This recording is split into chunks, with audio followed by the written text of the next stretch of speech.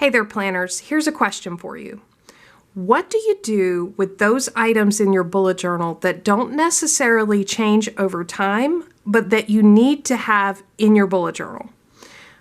You could migrate them to new bullet journals every time, or the answer I came up with for myself is to use a little traveler's notebook as a reference notebook to accompany my A5 Stalogy Bullet Journal. So if you're interested in learning more about this, stay tuned and let's get planning.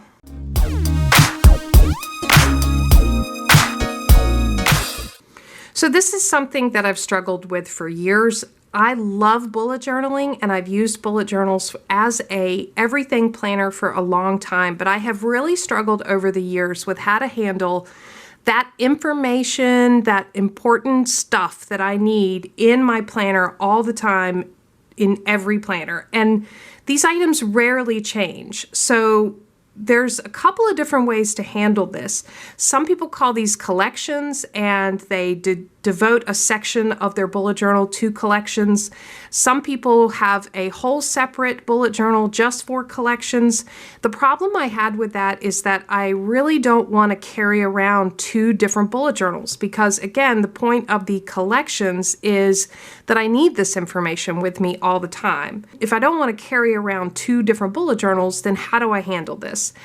I think I have recently come up with a solution to this that I want to share with you today, and that is by setting up and sticking in my planner pocket this handy little traveler's notebook. And I'm going to walk through exactly how I use this and what I keep in here with you. So traveler's notebook inserts are just a really great size. They're much more narrow than an A5, but they are the same height as an A5. And they come with anywhere from 20 to 40 pages of dot grid paper. I actually got a set of 3 of these plain, craft paper cover, sewed on the seam traveler's notebook inserts off Amazon for extremely good price. And as you can see, I have decorated the front. I call this my scribble and jot notebook. I just used some extra stickers that I had. I didn't spend a lot of time on it. But I needed a place to keep certain information that I know is not going to change between notebooks. So let's take a look at what I actually have in here. When you open up the front cover, I just jump right in. So the first spread I have are books to read in a lifetime, and it's actually 4 pages. And I have 129, so a very odd number, but that's because I keep adding to it. And as I read these books, I just come in and highlight them in purple. And, the way that I use this is over the years, I have just, when I'm looking for something to read, I will come in here and, kind of pick something from the list. Sometimes I'll randomly pick a number. You can see I've got a lot of work to do over my lifetime because there's a lot of books that are not highlighted here. But this is something that I want to keep with me all the time because I never know when, the urge to read is going to hit me and I don't really have something on my list waiting, like a newer book. I just want this to reference. And so I also like to share, when I'm talking to other people, when we're talking about books, I like to be able to reference this list. So this is the first item that I have in here. And again, this is something that will not change over time, but I do want to keep with me all the time. The second spread I have is kind of odd. So I like words, and I also use a word of the year, which I'll talk more about as we get further in, but I like to collect words. And so every now and then I will just hear a word or see a word and just want to capture it. And so I have a spread here where I just come in and write words every now and then. And I do like to have this with me all the time, but I don't want to keep recreating this in my bullet journal each time I set up a new one. So I put that here. This next one is probably one of my favorite spreads ever. So I put together an ultimate packing list, and I actually tipped this in here because I had already printed it out. And so this is really absolutely everything you could ever think to need to pack up and take when you are leaving your house for, at least one day. Never in the world should you use all of these items unless you're like not coming back for years. You would not need to take all of these items in a single trip. However, I wanted just one master list to always be able to refer back to and then pull from when I'm actually making packing lists for specific trips in my bullet journal. So I keep this in here as a master reference for absolutely everything my family and I could ever need to take a trip. This next section is just my list that I keep adding to of where to get planner covers. So I have recently become very interested in putting covers on my bullet journal. As you can see, I'm using one here. I actually have a new one on the way, which I'm really excited for, and I can't wait to show you all that when that gets here. But I'm just keeping a list of all different price points, different material, whether it's leather or, some sort of fake leather or, cloth, other materials. I'm just keeping a master list with a couple of notes about the different brands and sources of planner covers, and I want to keep adding to this. All right, this next section are just 2 little pages that I have taped in here, and these are so handy. So this is a planner printable sizing chart that I found on momenvy.com. It has a list of planner types by brand or size. It has the actual page or insert size of that brand or size. And then it has the percent that you print from a letter size to get this insert size. So for example, I use an A5. The size of the inserts or the pages in my A5 bullet journal are 5.8 inches by 8.3 inches. If I have something that is traditional standard letter size that I want to print to fit that insert size, I would print it at 68%. And you can see Classic Happy Planner, Mini Happy Planner, Pocket Size, Follow Facts, Franklin Covey, Kate Spade, Daytimer, Kiki K, Traveler's Notebooks in various sizes. This is so handy. And I printed this out a couple of different times and was taping it into new bullet journals as I set them up or trying to move them from one to the other. But I just said, you know what? It would be great just to have this permanently. And so this definitely belongs in my reference notebook because I will continue to use this. I use a couple of different sizes and have experimented with other sizes, so this is just fantastic to have. This next spread is a long-term tracking spread of my word of the year. And I actually have more information about word of the year in here, but I like to keep up with what are my word of the year over the years. And so as I continue to go through, I hope to continue to add to this. I've got myself mapped out all the way to 2035, which feels crazy, but I will continue to add to this each year.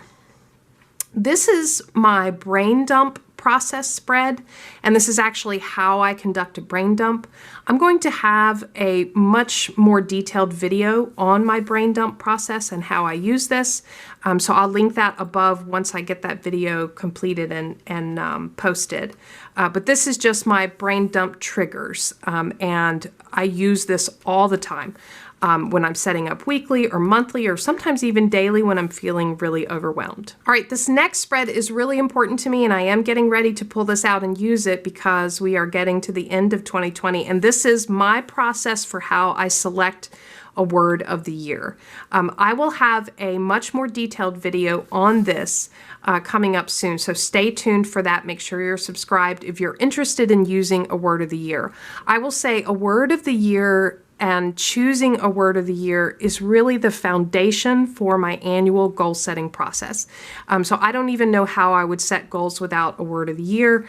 And so this process, I just wanted to make sure I had this with me and that I could always keep it in front of me. Okay, my next spread is a fun one that I just keep adding to, and it's list. So sometimes when I'm feeling overwhelmed or just want to kill some time, I just want to make a list in my bullet journal. And so here is, I'm up to 50 right now, different types of list to make in my bullet journal. I actually have a list of lists. How type A plannery can you be?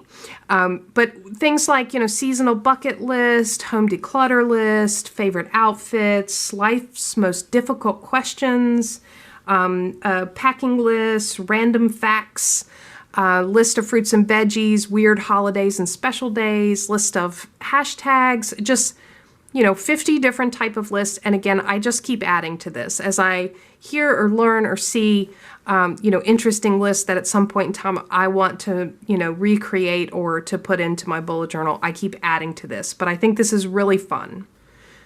All right, this next page, these two spreads are ones that I use very frequently, and I needed to have them somewhere that I could easily reference and did not want to have to keep recreating them in my bullet journal. So this is actually how I set up my monthly plan in my bullet journal and how I set up my weekly plan in my bullet journal. And I've got the prep items, so picking a theme, gathering supplies, printing all the inserts that I want to use, making a cup of tea.